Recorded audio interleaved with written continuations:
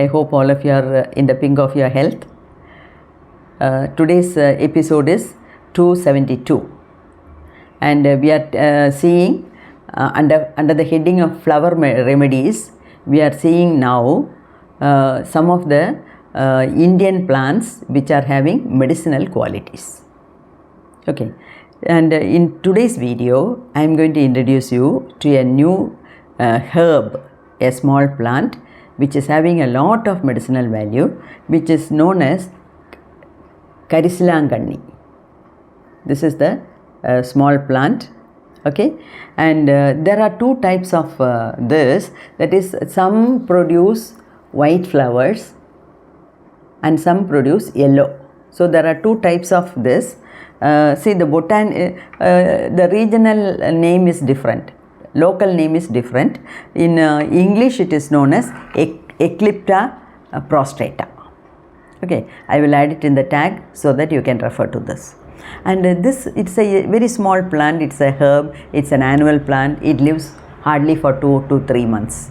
Okay, but within that 3 months it is producing a lot of flowers and seeds, and these seeds, they are tiny seeds which are black in color. Now these seeds are dispersed, they fall down and they grow on their own.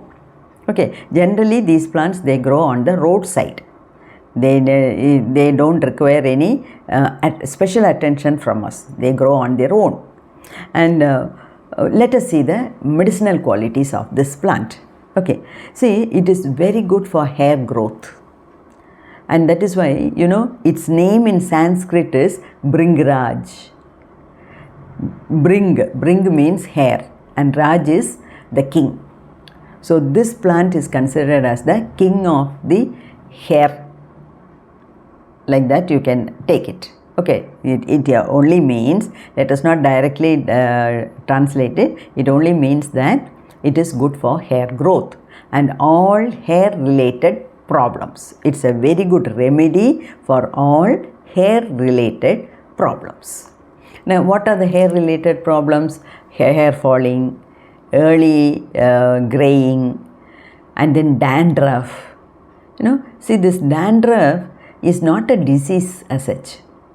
What happens is the scalp, the skin which is covering the skull is known as the scalp, and the scalp becomes dry. You know, people don't apply oil at all. You know, applying oil all over the body is the best way to maintain the skin.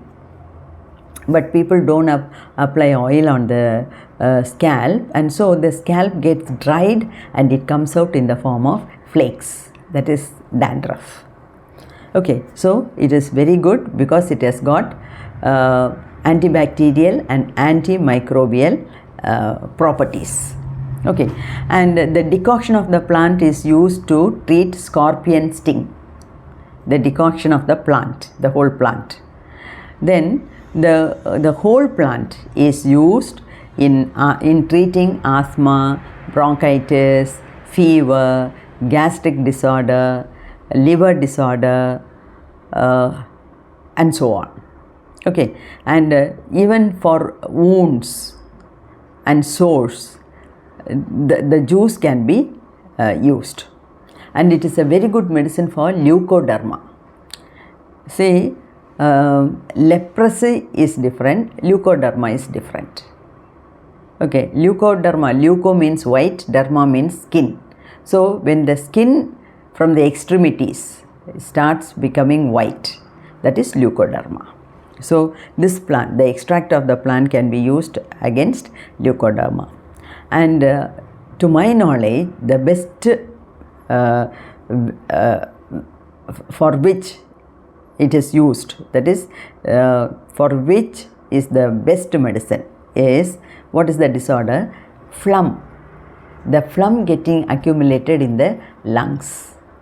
Okay, see, we should never allow the phlegm to get accumulated in the lungs, because then it leads to asthma, bronchitis, it leads to breathing difficulties, and especially in the case of young children and old people, since the immunity system is not very good, you know, it results in accumulation of phlegm, and it is very, very dangerous. Okay, so for that this can be used.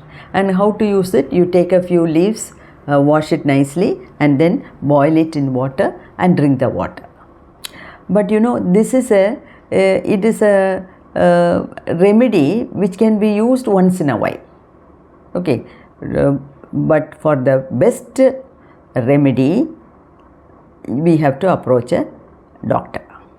You approach an Ayurvedic doctor, he will give you some medicines, and if these problems are there, then definitely in that medicine they would have included this one. Okay, so it is such a commonly grown herb, a young plant, doesn't require much of our care and attention. It grows on its own, it reproduces, and these small seeds, they fall onto the earth or mud and they start growing. Okay, like that. So now it is my plan, or it is my suggestion, that you also get to know some of the plants, medicinal plants, and start growing these things in our garden. Okay, if you say that madam, I don't have a patch of land, I am staying in a flat, like that, doesn't matter. Even in the flat you can create a kitchen garden, you can keep some plants on the window sill, outside on the parapet wall. Buy small pots, fill mud in that, and then start growing these things. That is, from the roadside you bring some young plant, keep it, it starts growing. Okay, so this is having a lot of medicinal value, and so I feel everyone should have a few plants at least in our house. Okay, thank you. So we are seeing a series of medicinal plants of Indian origin. That way we will see in the next video with some other plant. Okay, may God bless you.